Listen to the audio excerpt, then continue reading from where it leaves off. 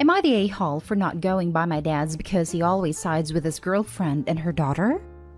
My parents split custody. It's pretty random. Some days I'm home and sometimes I'm by my dad. I'm 15 female. Dad started dating Jane a while ago. Maybe a year. She has a daughter, Mandy, that's 12 or 13, I think. Then they started spending a lot of time at my dad's. They have their own apartment, but they're still always by him. The first time they stayed over when I was there and somehow Mandy ended up in my bed. Her mom has this cot/bed thing she brought to my dad's for her, but somehow I woke up in the middle of the night and she was in my bed. I kicked her out. Then my dad and Jane said that was mean, and I have a fool anyway, so I should share. There's other stuff. I have a chair in my dad's living room I got as a gift. It's comfy, and when I move out, it'll go with me. Well, Mandy always wants to race for the chair. Even when I win the race, my dad makes me let her sit in it because they're guests. So I ended up sitting on the floor because my dad has a recliner, and Jane lays across the couch. So I stay in my room instead. My dad's tried getting me to come out there by them, but why would I have to sit on the floor like a dog? He keeps saying I'm being a difficult teenager, but that's not it though. One time my mom and I went and did some stuff before she dropped me off. She had bought me a blanket that had my favorite team's logo on it. I was excited to sleep with it. Stupid, I know. So she let me take it to my dad's. My dad made me share it with Mandy because it wasn't fair that I got something and Mandy didn't. It's not just the blanket it's happened with. It's anything that I have to share. But if Mandy has something I'd like to use, it tells me it's hers, and if she doesn't want to let me, she doesn't have to. One time Mandy was reading one of my books, and Jane and my dad started fighting. Jane wanted to leave, so Mandy wanted to take my book. But I said no, so she wouldn't leave. My dad yelled at me to just let her have it. They made up, so I got it back, but if they didn't, I would have lost one of my favorite books. My dad and I had plans to go ice fishing. Just him and I, something we've done since I was 7. Well, he brought Jane and Mandy along. All they did was complain. It's too cold. Fish are gross. This is boring. So we left early and he just said, sometimes you have to compromise. When I got home, I was mad. My mom was annoyed and called him and they argued. And he talked to me and repeated his compromising BS. I was supposed to go back to him a few days later, but I decided I didn't want to. I never even spent time with just him anymore anyway, so what's the point in going there? I told my mom, she said it was my choice. So I told him, and he said, I'm just used to being an only child and I can't be spoiled my whole life, and that I can't run away whenever there's a problem. Well, since then, his family is trying to get me to go back too. Am I the a-hole for not visiting my dad anymore? Now for the top comments. Not the a-hole. Your dad is failing you as a parent. Go back, with your mom waiting, and pack up everything important item you have at your dad's so that Mandy can't get her grubby little hands on your stuff. That's what my mom wants to do too. Right now, he's holding my Switch and saying I'll only get it back when I come over to talk things out. He didn't buy it either. I did. Your father is displaying absolutely disgusting behavior. I am so sorry for you. You shouldn't have to deal with this. Would you be open to going over to talk? To make it seem like you're cooperating so you can get your stuff back. Like go over, talk, get the Switch back, and suddenly pack any other important item that he could hold over you. Then get your mom to pick you up. Huh, no. I'm sure he'd include Jane and Mandy in that talk. Similar stuff has happened before this. He blames me because my cousins don't like Mandy because I don't like her, so they won't either. He has had talks with me before with them literally right there. I can't tell him that I don't want them around when they are right there, as that's kinda rude. If I were you, I'd insist that if they're present, your mom is too. You need a grown advocate who will call out adults on their BS, so that your perspective isn't trampled over as just being a difficult teen. I like this idea. Thanks. Not the a-hole at all. Your dad is prioritizing his new girlfriend and her daughter over your needs and wants. Mandy wants something, she gets it. Your chair, Mandy gets it. Your book, Mandy gets it. Your new blanket, Mandy gets it. Your dad and Jane enable the behavior, and your dad's choices have shown you he doesn't prioritize your relationship with him. I wouldn't want to go somewhere where I am made to feel like a second-class citizen. When your dad asks why you don't want to go over anymore, send him exactly what you have written here. I am so glad your mom supports you and stands up for you. Best of luck, OP. This was my situation with my dad and his wife and her daughter. My dad's wife had made it so bad that 15 years later I have no relationship with him. I couldn't even make a sandwich without having to give it to my stepsister. Run, kid. Next story. Am I the a-hole for telling my stepsister that we're not friends and putting my mom in a catch-22? My 17 female mom moved her fiancé in last year. Not really a fan of the guy, but my dad lives overseas, and my mom cried and kicked up a fuss when I floated the idea of going to live with him. So she promised that if I stayed, my stepdad would have no say over me, and I just had to be polite. Fair. He has 2 daughters, May 17 female and June 15 female. June is fine, we vibe. May's in my grade at school, and the best way to describe her is you'd grown a little if you were told to do a group project with her. She's awkward, not very good in school, and really sensitive about everything. She doesn't have any friends that I know of. So when our parents started talking marriage, May latched onto me like a freaking lamprey, and I can't seem to get her off my back. Before they moved in, I could mostly avoid her at school. She's in lower level classes than me. She kept trying to add and message me on SM, and I just didn't respond. Now that they've moved in, she's just always there, trying to be involved with everything I do, talking my ear off and getting in the way. I train a lot every day for my sports, and since she's not in a very good shape, the parents suggested she go to the gym with me since she expressed an interest. She pestered me the whole time about how to use the equipment and was totally worn out and ready to go when I was only a fourth the way done. I finally had it last weekend when I had a friend over after training to game for a bit, and May invited herself into my room with us without asking. I told her we didn't invite her to hang out and to leave, that she was being rude. She started crying and complained to her dad, who came in and told us to let her play. I reminded him that he can't tell me to do anything for my mom, and to take it up with her, which pissed him off. Later, we all had heavy talk and he said I was bullying May, but I told him that May is the one who inserts herself where she's not invited nor wanted. She's not my friend and she's not going to be, so I'd rather she butt out for the few months left until I leave home. My mom is upset because she's in the middle, and stepdad is making noises about breaking up if she doesn't discipline me. I've told her if she caves, I'm not coming back here while he lives here once I'm out. May has been being a drama queen and crying about it to the point that even June told her to shut up. My mom says May is just sensitive and lonely, but I don't see how that's my problem to fix. Not day home. None of these problems are yours to fix. The fiancé father threatening to break up is between your mom and him. If he is this upset that he can't boss you around, that should be a red flag to your mom. How he treats you is what you need to be concerned about, and he overstepped a boundary here. You did right by you to point that out. Could you be more friendly to May?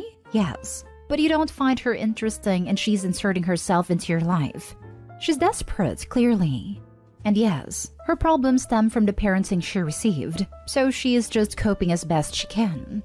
As someone who has shaken the weird girls off of me in school, I've grown up to regret it. I was harsh for superficial reasons. They didn't fit into social hierarchies in school, and I didn't want to taint my image with my peers by hanging out with the social rejects. And I watched these girls shut themselves off from the world entirely after it became clear I didn't want to be their friend. Ultimately, it is not my fault nor responsibility, but I do wish I could go back in time and act a little differently, more compassionately for their sake. You don't owe it to her to be her best friend, but you do owe it to her to treat her with dignity. Just don't do or say anything you might regret. As someone who has shaken the weird girls off of me in school, I've grown up to regret it. I was harsh for superficial reasons. Flip side is both someone who was a weird girl and also befriended a lot of weird girls and guys. Even when I didn't jive with them, I regretted it. It takes a lot of energy to essentially teach someone how to be around other people. And no matter what you do, you end up looking like a bully when you eventually need to establish boundaries. People encourage you to befriend and help them get along more with others, but will turn around and accuse you of being toxic or trying to kill their individuality the moment you suggest certain behaviors, or a detriment to making friends. This girl is already boundary stomping when OP is making it clear they're not friends and that she doesn't want to be around her. It would be even worse if she tried to pretend they got along. Better to establish the need for space right off the bat and clearly so that there was a chance of civility, rather than OP never getting a chance to breathe again without there being waterworks. Next story is titled, Am I the a-hole for asking my in-laws to choose between me and a daughter they never had? I, 30 female, have been married to my husband, 38 male, for 9 years, and I have a long history of conflict with a woman named Sally, who used to be my husband's best friend. The trouble started right after my husband and I started dating. He had a best friend, let's call her Sally, who he now realizes he had an inappropriate relationship with. I got hateful messages after we started dating about how I stole him from her and how toxic I was.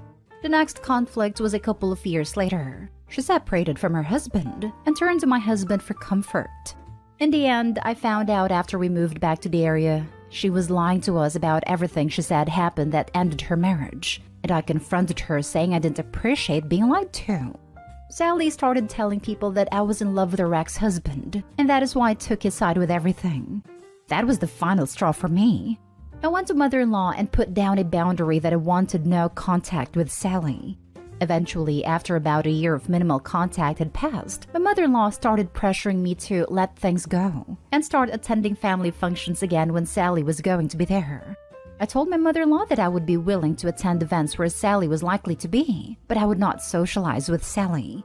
As soon as that happened, I can only assume my mother-in-law told Sally about the change because she started reaching out to my husband saying, I miss our friendship that we used to have.